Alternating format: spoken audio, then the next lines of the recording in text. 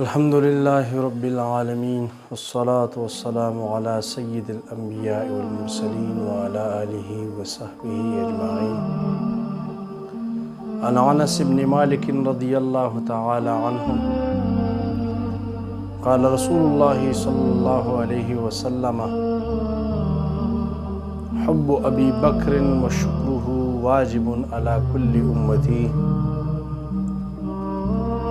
أو كما قال رسول الله صلى الله عليه وسلم. أخرجه ابن عساكر. محترم و عزتمندو، سیدنا صدیق اکبر رضی اللہ تعالی عنہ مبارک عظمت شان سلسلہ جاری وا. کم حدیث شریف چې ما ستاسو په وړاندې پیش کو، هغه حدیث شریف کې حضور نبی کریم صلی الله تعالی علیه وسلم او فرمایل چې د ابو بکر صدیق رضی الله تعالی عنہ مبارک سره محبت ساتل هر مؤمن د پاره دا واجب دی.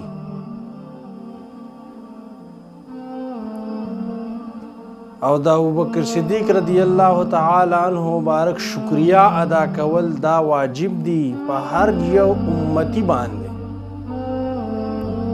چې څوک د حضور نبی کریم صلی الله تعالی علیه وسلم مبارک امتی خپل ځان شمیري، هغه به د ابوبکر صدیق رضی الله تعالی عنہ سره محبت او داغه شکریا به ادا کوي، داغه مبارک تذکره به کوي، داغه سیرت په زده کوي، داغه د سیرت نه به سبق حاصلوي. لکه څنګه چې حلیة الاولیاء کې سیدنا ابو نعیم احمد بن عبداللہ اصفهانی رحمت الله تعالی علیه دا خبر را نقل کړی دا کہ سیدنا زید بن ارقم رضی اللہ تعالی عنہ مبارک فرمائی کہ سیدنا صدیق اکبر رضی اللہ تعالی عنہ مبارک تا یو مجلس کے ابو او شاد پیش کړي شو. ندی چې کله هغه ابو او شاد په یو ځای ولیدو، ندی مبارک باندې ګریه ولګېده، جړا په ولګېده او داسې وجړل چې ابوبکر صدیق رضی الله تعالی عنہ مبارک سره دا څومره خلک چې ناستو دا ټول په جړا شو. بیا ابوبکر صدیق رضی الله تعالی عنہ مبارک خپل ځان سنبال کو چې وی کتو چې دا خلک جاړي، بیا لک سم شو او بیا په جړا ولګېده. نو بیا دې ته قریب نه و چې هغه مبارک خپل ځان سنبال کړی وي، خو چې کله بیا لږ ښه شو نو دغه صحابه کرامو یارانو مبارکانو ته تپوس وکړ چې صدیق اکبر رضی الله تعالی عنه دا څه وجه وه چې تاسو وجړل؟ د صدیق اکبر رضی الله تعالی عنہ مبارک ورته فرمایل چې زه یو ځل د حضور نبی کریم صلی الله تعالی علیه وسلم مبارک سره ناستم، نو حضور صلی الله علیه وسلم د خپل ځان نه څه شړي، یو ځل یې وشړه، بیا یې وشړه، بیا یې دریم ځله وشړه. ما ورته وفرمیل چې یا رسول الله صلی الله علیه وسلم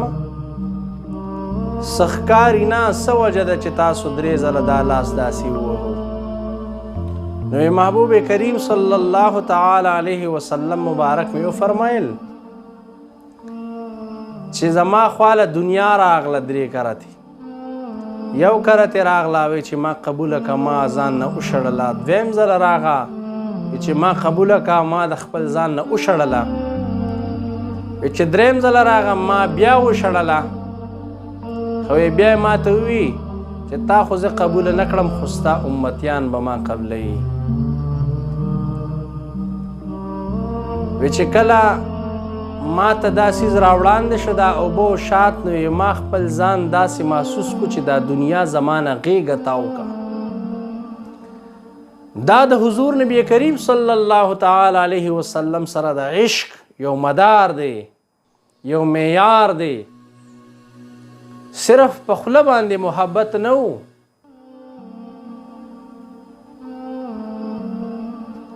صرف په خوله باندې تقوا نه وه، بلکې داسې تقوا وه چې څنګه حضور صلی الله علیه وسلم مبارک خپل ژوند تیر کړی او دغسې د هغه مبارکو یارانو دوستانو مبارکانو خپل ژوند تیر کړی دی.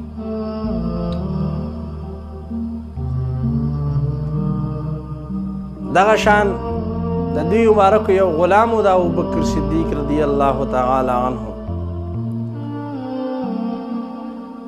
نو هغه به د ورځې ووتو د شپې به چې بیا کم مزدوري کړی و نو ابوبکر صدیق رضی الله تعالی عنه مبارک پتې اول تپوس کو چې دا خوراک دا روټۍ دا دې په سر راوړه. خو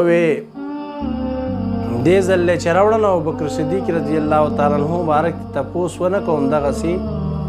شورو پې واچوله چې نوړی یو وخوړه. نو هغه غلام ورته ګویا شو چې ای صدیق اکبر رضی الله تعالی عنک نن خو تاسو زمانه تپوس ونه کړو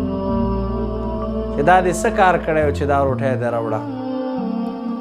وی چې او وی زه نن ډېر زیات وږی وم نو ما تا نه تپوس ونه کړو، اوس راته ووایه چې دا دې په څه باندې راوړه.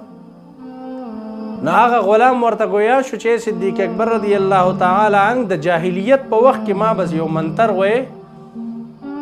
او ما په هغې منتر باندې خلک دمول. وی ما د یو مریض علاج کړی وی نن په هغه لاره باندې را روان وم. وی هغې کره واده و، روټۍ وه. وی ما له یې د روټۍ راکه او وی زه راغلم او ما تاسو په حضور کې پیش کړه. وی صدیق اکبر رضی الله تعالی عنه مبارک ورته فرمایل چې قریب وه چې تا خو زه هلاک کړی وې او خپله ګوته مبارک خپل حلق وردن نه کا او هغه نوړی بهر راویستو کوشش یې کوو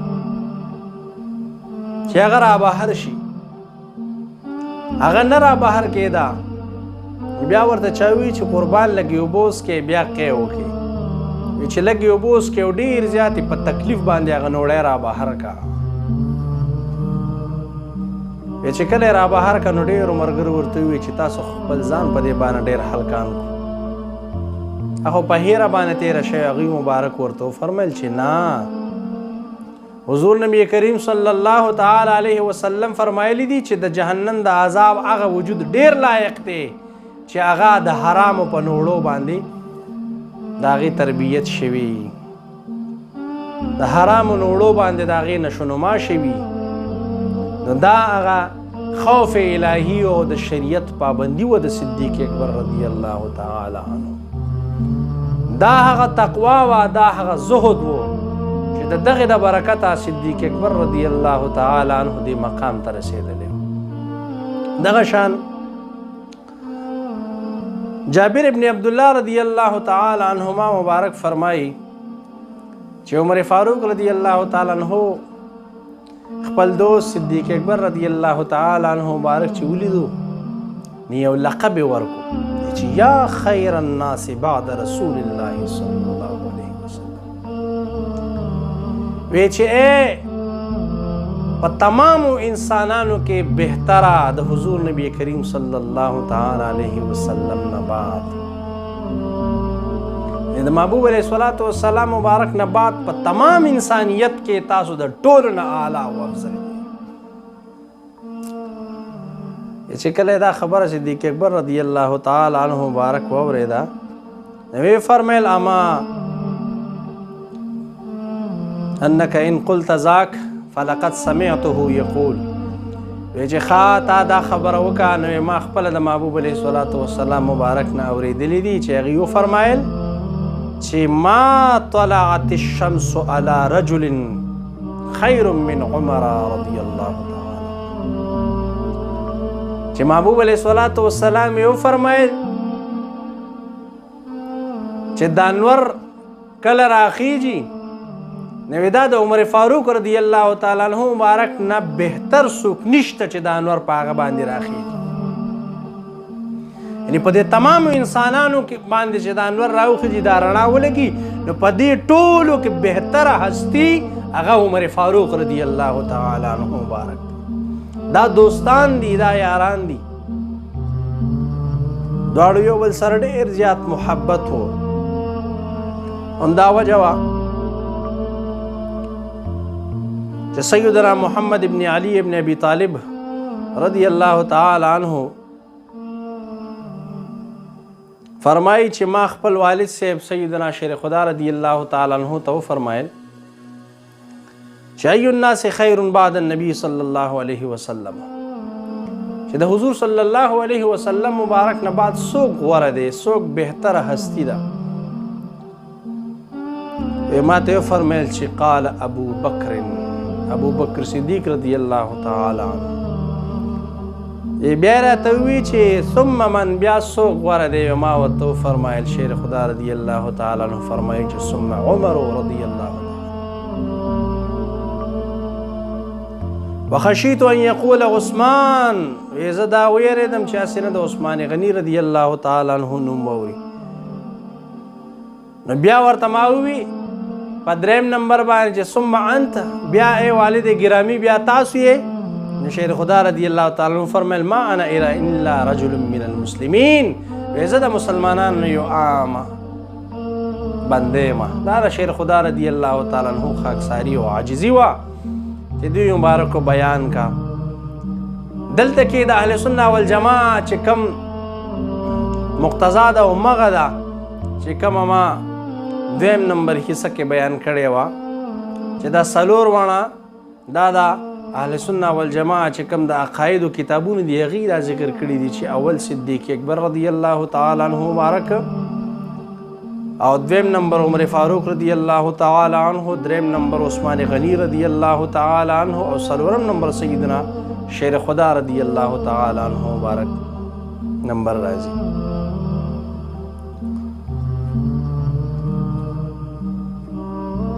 دغه شان عبدالرحمن بن ابي لیلہ رحمه الله فرمایي چې یو ځل عمر فاروق رضی الله تعالی عنہ مبارک په منبر شریف باندې وختو. دا روایت میں ابن عساکر را نقل کړي چې په منبر شریف وختو اعلان وکړ ان افضل هذه الامه بعد نبيها ابو بکر، چې د محبوب علیه الصلاۃ والسلام مبارک نه بعد چې کومه افضل هستی د ابو بکر صدیق رضی الله تعالی عنہ. دا عقیده به هر یو مؤمن دا ساتي، کدا عقیده نه داغه په ایمان کې شک دی. ځکه ایمان صرف دې ته نه وایي چې زه به کلمه ووایم او زه به اعمال کوم او دغسې به دا ژوند رواني، نه، عقاید به پیژنې چې عقیده وایسته د صحابه کرامو په دې امت کې څه حیثیت دی. د صحابه کرامو په دې امت کې دا حیثیت دی. محبوب علیه الصلاۃ والسلام خپله فرمایي، اعلی حضرت فاضل بریلوی رضی الله تعالی عنہ مبارک الامن والعلا خپل کتاب کې ذکر کړی دی دا حدیث شریف چې زما صحابه کرام دا زما د امت تپاره امن دی. او بل روایت کې فرمایي چې اصحابي کالنجوم، زما صحابه کرامو مثال د اسمان د ستورو په شان دی. جمله صحابه کرام کاغه یو ځل د حضور صلی الله علیه وسلم مبارک دیدار ولی نه کړي، لکه څنګه چې مجدد الفسانی رحمه الله دویم دفتر کې ذکر کړي چې وحشی ابن حرب چې هغه د محبوب علیه الصلاۃ والسلام مبارک د تر مبارک سیدنا حمزه رضی الله تعالی عنہ شهید کړي قبل الاسلام. محبوب علیه الصلاۃ والسلام مبارک نے اجازه د یا رسول الله استاسو لګ دیدار کول غواړم. محبوب علیه الصلاۃ والسلام مبارک ورله اجازت ورکو، کلمه ویله د هغې مبارکو، دیدار یې وکړو. بیا ورته محبوب علیه الصلاۃ والسلام وفرمیل چې بیا ماله مخې ته مه راځه، ځکه چې کله ته ماله مخې له راشي نو ماله خپل تره مبارک را یاد شي. نو مجدد الفسانی رحمه الله فرمایي چې جمله اقطاب، لکه دا خبرم یاد ساتئ چې دا خبره سیدنا عبدالوهاب شعرانی رحمه الله مبارک ذکر کړی ده اليواقيت والجواهر فی بیان عقائد الاکابر کتاب کې چې ان اکبر الاولیاء بعد الصحابه القطب وې د صحابه کرامو نه بعد چې د چا مرتبه او مقام دی هغه څوک دی هغه قطب دی ثم الافراد بیا ورپسې افراد دی ثم الاوتاد بیا ورپسې د اوتادو نمبر دی ثم الابدال بیا د ابدالو نمبر دی نو دا ابدالو په باره کې محبوب علیه الصلاة والسلام مبارک خپله فرمایي چې د ابدالو مقام ابدال زما په امت کې مختلف روایت دي څوک کې 40 راځي څوک کې مختلف تعداد دي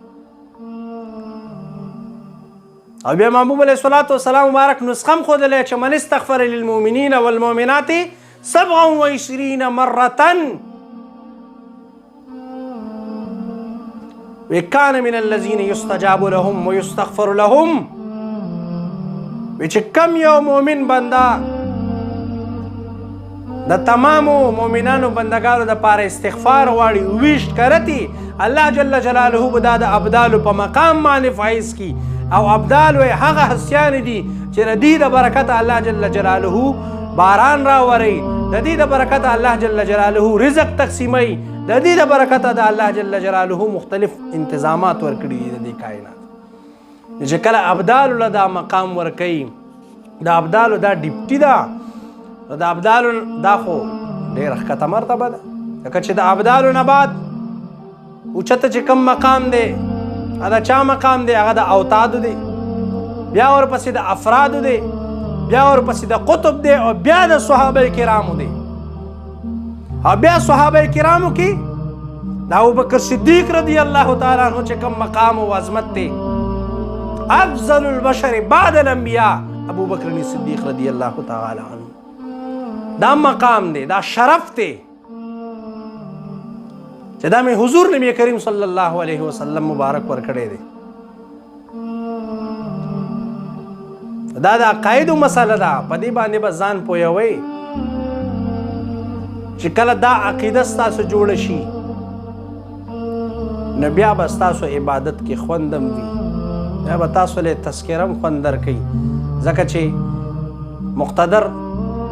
اجلا محدثینو دا خبره ذکر کړه چې عند ذکر الصالحین تنزل الرحمه دا اولیاء کرامو په ذکر سره سره نازلېږي سکینه نازلېږي سکون دا اولیاء کرامو په ذکر سره بیا د صحابه کرامو په ذکر سره به کومه سکینه نازلېږي ډېره زیاته همدا وجه ده چې حضور نبی کریم صلی الله تعالی علیه وسلم مبارک فرمایل چې ارحم امتی بامتی ابو بکر چې ډېر زیات رحیم او شفیق زما په امت باندې هغه څوک دی ابو بکر صدیق رضی الله تعالی عنہ مبارک دی واشدهم فی امر الله عمر او د الله جل جلاله د احکاماتو په نفاذ کې چې کم سخت دی هغه څوک دی عمر فاروق رضی الله تعالی واصدقهم حیاء عثمان او په دې کې ډېر زیات صداقت سره د حیا پیکر هغه څوک دی عثمان غنی رضی الله تعالی واعلمهم بالحلال والحرام معاذ بن جبل او په حلال او حرام علم لرونکي هستی هغه معاذ بن جبل رضی الله تعالی عنہ وافردهم زید بن ثابت او د فرض چې کوم علوم دی هغه زید بن ثابت رضی الله تعالی عنہ په حصہ کې رسیدلی واقرأهم ابي بن كعب او زما د امت چې ډېر لوی قاری دی هغه ابي بن كعب رضی الله تعالی ولكل امه امين وامين هذه الامه ابو عبيده بن الجراح رضی الله تعالی اذا هر یو امت یو امین دی او زما د امت چې کوم امین او امانتدار دی هغه عبیده بن الجراح رضی الله تعالی عنہ مبارک دی او بیا مسند ابو یعلا کې ابن عمر رضی الله تعالی عنہ مبارک نه دا هم اضافه پکې شوی ده چې واقضاهم علی او د فیصلو په باب کې شیر خدا رضی الله تعالی عنہ مبارک دی بیا شداد ابن عوس د دې اضافه کړی ده په مسند الفردوس کې چې ابو ذر ازهد امتی واصدقها چې زما د امت چې کم درویش او فقیر دی هغه ابو ذر غفاری رضی الله تعالی عنہ مبارک دی وابو الدرداء اعبد امتی واتقاها او سیدنا ابو الدرداء رضی الله تعالی عنہ مبارک زما د امت ډیر لوی تقوادار هستی دا او ډیر زیات عبادت کوونکی هستی دا ومعاویة ابن ابي سفیان اهلم امتی واجودها او سیدنا معاویہ ابن ابی سفیان رضی اللہ تعالی عنہ مبارک زما د امت څوک دی احلم دی ډیر حلیم دی اجودها ډیر زیات سخی دی د سخا پیکر الله جل جلاله جوړ کړي دا د حضور نبی کریم صلی الله تعالی علیه وسلم مبارک هغه محبت خپل صحابه کرامو سره او بیا شیخین کریمین سره خیدا سے محبت چې وی فرمایله انس بن مالک رضی الله تعالی عنہ نه دا روایت ته چې محبوب علیہ الصلوۃ والسلام فرمایلی ابي بکر و عمر هذان سيدا كهول اهل الجنه من الاولين والاخرين الا النبيين والمرسلين ودا جنت د کوهول سرداران دي کوهول چاته ویل کیږي نو محدثین ذکر کوي چې د 33 سال یا د 40 سالونو بره دی عمر پوری ندی ته کوهول ویل کیږي یعنی چې کم سړی دي د سړو چې کم جنت کې به کم سړی لکه د نوجوانانو سرداران خو سیدنا حسنین کریمین دي او چې کم کوهول دي د 33 نبره عمر کې دي د هغې سرداران به څوک سیدنا عمر فاروق رضی الله تعالی عنہ سیدنا ابو بکر صدیق رضی الله تعالی عنہ دا سردارې په دغه مقام باندې محبوب علیه الصلوۃ والسلام مبارک فایز کړي دي ځکه حضور نبی کریم صلی الله تعالی علیہ وسلم مبارک فرمایل عمار ابن یاسر رضی الله تعالی عنہ مبارک نه دا حدیث را نقل لے ډېر د عبرت حدیث ته فرمایي اتانی جبریل عنفا حضور نبی کریم صلی الله علیہ وسلم فرمایل چې مال جبریل امین علیہ السلام مبارک تشریف راوړو فقلت یا جبریل حدثني بفضائل عمر بن الخطاب رضی الله اے جبریل امین علیہ السلام وی ماته لګ دا عمر فاروق رضی الله تعالی عنہ صفات خو بیان کا چې هغه شان دی الله جل جلاله ورلکم عظمت ور کړي لکه بیان کا یو جبریل امین علیہ السلام مبارک ورته فرمایل لو حدثتك بفضائل عمر منذ ما لبث نوح في قومه ما نفدت فضائل عمر یا رسول الله وکزه د عمر فاروق رضی الله تعالی عنہ مبارک فضائل شروع کړم او دا غیر لپاره د نوح علیه السلام مبارک عمر پکار دی او دې کې بیا مختلف روایت دي چې د نوح علیه السلام مبارک 9.5 کال صرف تبلیغ کړی دی بعض روایتو کې راځي 14.5 کال عمر یو نو دومره عمر دا پکار چې زه د عمر فاروق رضی الله تعالی عنہ مبارک فضائل تاسو ته بیان کوم دا فاروق اعظم رضی الله تعالی عنہ شان دی سبحان الله بیا ورپسې فرمایي دا جمله د اورېدو ده ورته فرمایي وان عمر حسنه من حسنات ابي بکر او عمر فاروق رضی الله تعالی عنہ مبارک دا د صدیق اکبر رضی الله تعالی عنہ چې کمی نیکیان دي د هغې نیکیانو نه یو نیکي ده د عمر فاروق رضی الله تعالی صدیق اکبر رضی الله تعالی عنہ مبارک دومره لوی عظمت دی دومره لوی شان دی فضائل د عمر فاروق رضی الله تعالی عنہ مبارک ډیر زیات دي خو دا تمام فضائل دا د ابوبکر صدیق رضی الله تعالی عنہ مبارک یو نیکی ده یعنی یو نیکی ته هم نه رسي لکه صدیق اکبر رضی الله تعالی عنہ مبارک محبوب علیہ الصلوۃ والسلام مبارک باندې خپل جان خپل مال خپل هر څه فدا کړي او ځکه محبوب علیہ الصلوۃ والسلام فرمایل ابن مسعود رضی الله تعالی عنہ مبارک نه دا روایت ته فرمای ان لكل نبی خاصه من امته د هر جو نبی خاصان وي د امت نه خاص اړیر خلک وایي دا خصوصي خلک دي وي خاص خلک دي او زما خاص وان خاصتي من اصحابي ابو بکر و عمر و زما خاص خلک چې دي هغه زما د صحابه کرامو نه ابو بکر صدیق رضی الله تعالی عنہ او سیدنا عمر فاروق رضی الله تعالی عنہ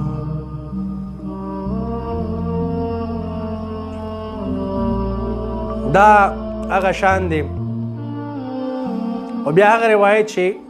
په اول حصه کې ما ذکر کړی ستاسو په وړاندې ابن عساکر را نقل کړی انس ابن مالک رضی الله تعالی عنه نه چې حب ابي بکر و عمر ایمان، چې دا ابوبکر صدیق رضی الله تعالی عنہ مبارک سره محبت ساتل، عمر فاروق رضی الله تعالی عنہ مبارک سره محبت ساتل، وی دا ایمان دی. ایمان جز نه دی، ایمان دی. دی سره به ایمان ساتئ. وبغضهما کفر، او دی سره بغض ساتل دا کفر دی. نن سبا وخت کې بعض اهل تشیع حضرات تبرعګانې کوي، دغه بدبخته قوم دی، روافض دي. نه به د ځان نه رافضي جوړوئ، نه به د ځان نه خارجي جوړوئ. رافضي چاته وایي؟ یو عام خبرې باندې تاسو پویول غواړم. رافضي هغه چاته وایي چې هغه د اهل بیتو د محبت بارم اوچتئ او صحابه کرامو سره بغض، او خارجي هغه چاته وایي چې هغه صحابه کرامو سره د محبت دعوه کوي، اهل بیت سره بغض ساتي. من اهل سنت والجماعه چې کوم زمون مقتدر دي، سیدنا اعلی حضرت فاضل بریلوی رضی الله تعالی عنه، جمله محدثین د اهل سنت والجماعه د هغې دا عقیده خپلو کتابونو کې ذکر کړې ده چې موږ نه رافضیان یو او نه خوارج یو، ځکه دا دواړه دا بدبخت دي، دا د جهنم سپي دي،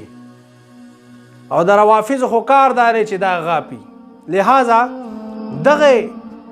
چې کوم ځای کې د صحابه کرامو بېادبي کېږي، هغلته به تاسو د هغې روکتھام کوئ. صرف په دې خبره باندې دا نه کېږي عزتمندو چې هر چا په خپل سټیټسو باندې خپل موبایلو کې او بس دغه د شیعاګانو دغه منقبه دی چې کومې ذکر کړي د مولا علی شیر خدا رضی الله تعالی عنه چې جانم فدای حیدری، دغه بدبخت دغه امجد بلتستانی دا خارجي دی، دا رافضي دی، دا د عمر فاروق رضی الله تعالی عنہ، د ابوبکر صدیق رضی الله تعالی عنہ باندې تبرعګانې دی کړي دي. او تاسو دې خبرې تصدیق نه کوئ، خو بس خپلو موبایلو کې صرف د دې دپاره چېرې زمونږ بس دا خوښ دی. نو دا خبره دا غلطه ده. د شیر خدا رضی الله تعالی عنہ مبارک د هر یو مؤمن په سینه کې دی، د چا په زړه کې د هغه مبارک محبت نشته. سیدنا علی المرتضی رضی الله تعالی عنہ مبارک سره محبت ایمان دی، هغې مبارک سره بغض دا منافقت دی. اهل سنت والجماعه د دې قائل دي چې تمام صحابه کرامو له الله جل جلاله درجات ورکړي دي، او د دغه درجاتو مطابق په موږ صحابه کرامو له هغه مقام او عظمت او شرافت ورکو، هغه الله ورکړی دی، او موږ به د هغې خپل علما کرامو په دغه اصولو باندې موته عمل پیرایو. لہذا صحابه کرامو عظمت وپېژنئ، مقام یې وپېژنئ، ځکه محبوب علیه الصلاة والسلام مبارک مې دی خاص د دوه صحابه کرامو په باره کې فرمایلی دي، دا عامو تم شامل دی چې حب ابي بکر و عمر ومعرفتهما من السنه. دا روایت د سیدنا ابن مسعود رضی الله تعالی عنہ را نقل دی چې دې دواړو مبارکانو سره محبت ساتل او د دې پیژنګلي حاصلول، وی دا د سنتو نه ده، دا عبادت دی، د دې ذکر کول هم عبادت دی. لکه عائشہ صدیقہ رضی الله تعالی عنہ مبارک یو روایت کې فرمایي چې زینوا مجالسکم بالصلاة علی النبی وبذکر عمر بن الخطاب رضی الله تعالی عنہ. عائشہ صدیقہ رضی الله تعالی عنہ فرمایي چې کله تاسو مجلس جوړ کړئ نو هغه مجلس کې درود شریف خامخا وایئ، او دغه مجلس په دغه درود شریف باندې ښایسته کړئ، او د عمر فاروق رضی الله تعالی عنہ مبارک په ذکر سره دغه مجلس ښایسته کړئ، نو پته لګي چې د مجلس حسن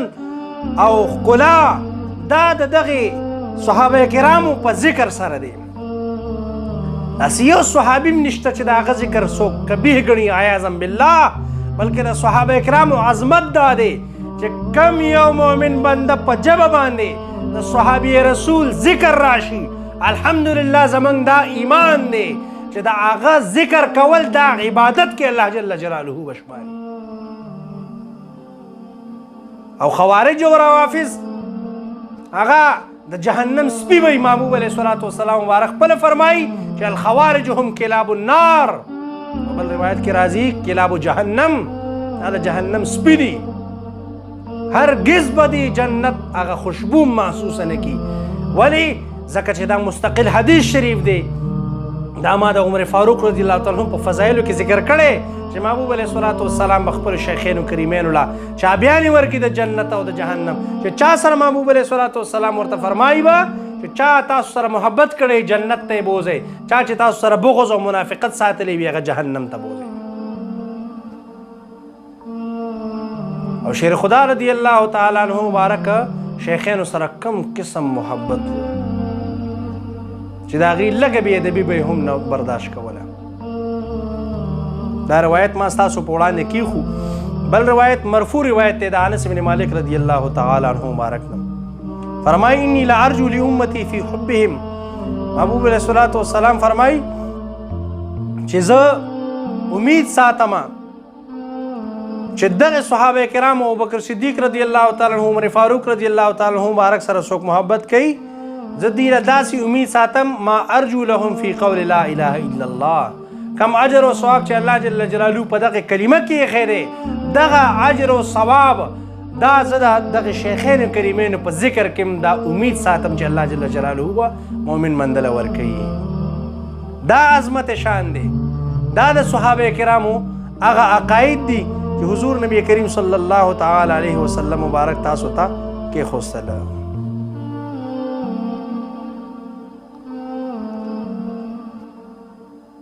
دغه شان حضور نبی کریم صلی الله تعالی علیه وسلم مبارک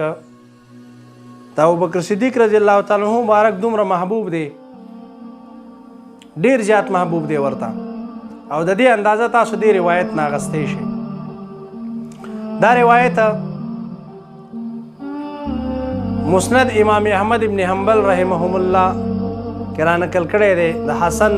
رحمه الله نه هغه د ربیعه اسلمي رضی الله تعالی عنہ نه فرمایي چې جرى بيني وبين ابي بکر کلام ربیعه اسلمي رضی الله تعالی فرمایي چې زما د ابوبکر صدیق رضی الله تعالی عنہ مبارک په منځ کې څه خبره راغله ناګوار خبره وه فقال لي كلمة كرهتها وی ما ته ابوبکر صدیق رضی الله تعالی عنہ یو داسې کلمه وویله چې ما هغه بده وګڼله وندم فقال لي يا ربيعه رد علي مثلها حتى يكون قصاصا او پېمانم شو ما ته ابوبکر صدیق رضی الله تعالی عنہ مبارک وفرمایل چې ای ربیعه وی ما ته هم دغسې یو کلمه ووایه چې بس قصاص برابر شي دا خبره محبت ته یې ګورئ خپل عظمت ته نه ګوري خپل شان ته نه ګوري خپل صحابي ته ګوري چې دا مې د محبوب علیه الصلاة والسلام صحابي دی ما ورته وفرمیل چې لا افعلو زه خو هرګز به داسې کلمه ونه یم یا صدیق اکبر رضی الله تعالی عنہ تاسو ته به زه کلمه ویم ابوبکر صدیق رضی مبارک جلال کې راغی وفرمیل لتقولن او لاستعدین علیک رسول الله صلی الله علیه وسلم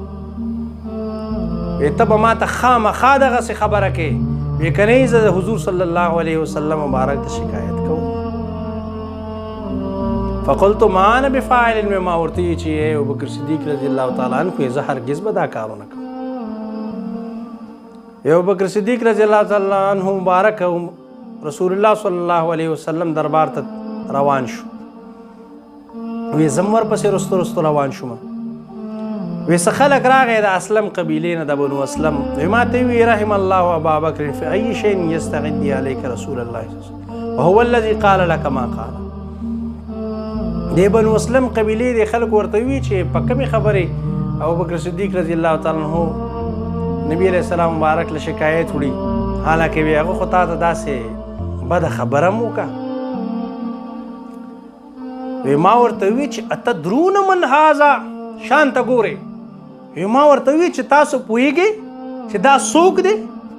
دا له چا په باره کې تاسو دا خبره کوئ ربیعه اسلمي رضی الله تعالی عنہ دغه بنو اسلم قبیلې دې خلکو ته وایي چا په باره کې کوئ هذا ابو بکر الصدیق رضی الله تعالی عنہ هذا ثانی اثنین وی دا ابو بکر صدیق رضی الله تعالی عنہ مبارک ته دا ثانی اثنین دی چې د چا په شان کې الله جل جلاله په کلام پاک کې آیات را نازل کړي ثاني اثنين اذ هما في الغار وهو يقول لصاحبه لا تحزن ان الله معنا. ابو بکر صدیق مبارک صحابیت خو د قرآن نه نس نه ثابت دی، دا هغه هستی ده، دا هغه شان والا مالک دی. تاسو پیژنئ وهذا ذو شیبة المسلمین، دا خو د مسلمانانو سردار دی، مشر دی د مسلمانانو. ایاکم لا یلتفت فیراکم تنصرونی علیه فیغضب، ځان وساتئ هسې نه چې هغه تاسو وګوري تنصرونی علیه فیغضب، هسې نه چې هغه تاسو باندې غصه شي. وی ځئ فیاتی رسول الله صلی الله علیه وسلم فیغضب لغضبه، وی هسې نه چې ابوبکر صدیق مبارک نبی علیہ السلام مبارک له ورشي او نبی علیہ الصلوۃ والسلام مبارک د ابوبکر صدیق رضی الله تعالی عنہ د غضب په وجه باندې تاسو ته غضب نشي، تاسو ته محبوب علیہ الصلوۃ والسلام غصه نشي. فیغضب الله عز وجل لغضبهما، بیا سینه چې محبوب علیہ الصلوۃ والسلام او ابوبکر صدیق رضی الله تعالی عنہ مبارک په جلال او غصه کې راشي او د هغې دواړو د غصې او د جلال د وجې نه الله جل جلاله په تاسو باندې ناراضه نه شي. صحابي عقیدې ته ګورئ ښه، داسې عقیده یې ساتله. نو بیا به څه وشي؟ فیهلک ربیعه، وی ربیعه اسلمي خو به هلاک شي. دا بنو اسلم قبیلې دې خلکو ته دا خبره کوي، وی تاسو ما له کار ګورئ، وی ځئ قالوا ما تامرنا، خلق ورته وایي مونږ ته څه حکم کوئ؟ قال ارجعوا، واپس شئ. وانطلق ابو بکر وتبعته وحدي، وی ابوبکر صدیق رضی الله تعالی عنہ مبارک وی روان دی ځان لا زم ورپسې یم نبی علیہ السلام مبارک مجلس کې. سبحان الله، داسې یو محبت و، داسې یو قربت و، ډېر لوی عظمت دی. وی چې حتی اتا رسول الله صلی الله علیه وسلم فحدثه الحدیث کما کان، وی نبی علیہ السلام مبارک له چې تشریف راوړ وی خبره ورته ټوله بیان کا. وی ماته نبی علیہ الصلوۃ والسلام مبارک سر اوچت کو، فقال یا ربیع ما لك والصدیق، وی ماته نبی علیہ الصلوۃ والسلام فرمایل چې ربیع څه مسله ده تا او صدیق اکبر رضی الله تعالی عنہ؟ فقلت یا رسول الله کان کذا و کذا، ما ورته چې یا رسول الله خبر خو همداسې ده څنګه چې دوی مبارک بیان کا. فقال لی کلمة کرهتها، ما ته داسې یو خبره وکړه چې هغه ما بده ګڼله. نو فقال لی، ما ته ابوبکر صدیق رضی الله تعالی عنہ بیا وفرمایل چې قل کما قلتو حتی یکون قصاصا، به ما ته هم دغسې خبره وکړه څنګه چې ما تا ته وکوي چې قصاص برابر شي، خبره بس ختم شي. فابیتو، ما انکار وکړ یا رسول الله، څنګه به مې کول، څنګه به بیا خبره کولې کړې وه چې تاسو خپله وفرمیل چې حب ابي بکر ایمان، څنګه به مې ورته کړې وه. په دغې روافظ او خوارجو د لعنت چې دا خبره مې ورته بیان کړه. فقال رسول الله صلی الله علیه وسلم اجل، تا ډېر ښه کار وکړو، ای ربیع اسلمي تا ډېر زیات ښایسته کار وکړو. لا ترد علیه، هرګز چې هغه مبارک ته داسې خبره بیا ونه کړي او ونه کړي ورته، ولکن قل، لیکن داسې ورته ووایه چې قد غفر الله لك یا ابا بکر، وی داسې به دې ورته ویلي چې داسې ورته اوس ووایه چې قد غفر الله لك یا ابا بکر، چې الله جل جلاله دې ستاسو بخشش وکړي. فقلت غفر الله لك یا ابا بکر، ما ورته وی چې الله جل جلاله دې تاسو ته بخشش وکړي اے ابوبکر صدیق رضی الله تعالی عنہ. قال الحسن د عربي وایي چې فولى ابو بکر رضی الله عنه وهو يبكي، وی ابوبکر صدیق رضی الله تعالی عنہ مبارک وی چې مخ را واړه وی هغوی مبارکو جړل، اوښکې د هغوی مبارکو د سترګو نه جاري شوې چې محبوب علیه الصلاة والسلام په نزد زما څومره لوی مقام دی، عظمت دی. دا صحابه کرام دي او محبوب علیه الصلاة والسلام ته د ابوبکر صدیق رضی الله تعالی عنہ ذره برابر د غم برداشت نه ده. چی جای کې دا خوارج او دا روافظ دا غپیږي حضور نبی کریم صلی الله علیه وسلم مبارک ډیر ځل داسې روایت شته که د دغه روایاتو نه یو روایت ستاسو په حضور کې زه پیش کوم. امام بخاري رحمه الله ابو الدرداء رضی الله تعالی عنہ نه دا روایت را نقل کړی. دی فرمایي چې زه نبی علیه السلام په مجلس کې ناست وم چې ابوبکر صدیق رضی الله تعالی عنہ مبارک راغی سلام یې وکړو او وی فرمایل چې زما د عمر بن الخطاب رضی الله تعالی عنہ په منځ کې څه خبره ده زه ورله لاړم خو بیا زه خفه وم خو ما عمر فاروق رضی الله تعالی عنہ ته وویل چې ته ما ته بخشش وکوې هغې انکار وکړو بیا ورته زه راغلم چې محبوب علیه الصلاة والسلام ورته وفرمیل ابوبکر صدیق رضی الله تعالی عنہ مبارک ته چې یغفر الله لک یا ابا بکر وی الله دې ستا بخشش وکړي ابوبکر صدیق رضی الله تعالی عنہ 3 کرته دا وفرمایل.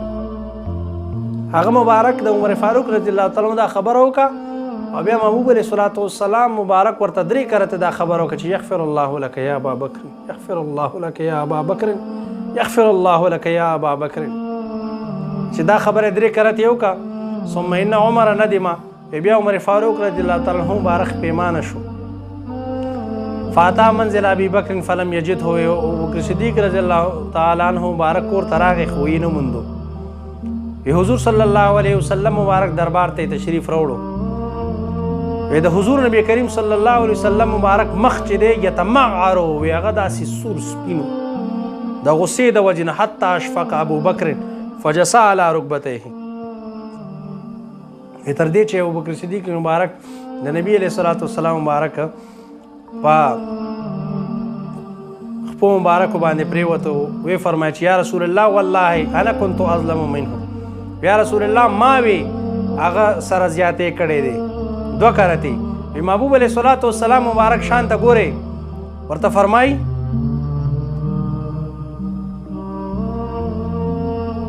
چې ان الله بعثني الیکم فقتل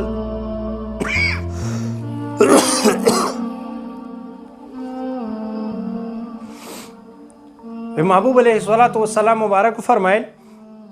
چې ان الله بعثني الیکم فقلتم کذبت. عمر فاروق رضی الله تعالی عنہ مبارک د فرمایي چې زه الله جل جلاله راولېږلم نو تاسو ټول وی چې ته دروغ وې. وقال ابو بکر صدقت او ابوبکر صدیق رضی الله تعالی عنہ ماته وی چې تا رښتیا وویې هغه ټیم. وواصاني بنفسه وماله او ابوبکر صدیق رضی الله تعالی عنہ زما مدد کړي خپل مال سره خپل جان سره. فهل انتم تارکو لی صاحبي تاسو زما دا مرګري نه پرېږدئ زما مرګري ته تکلیف مرسوئ. فما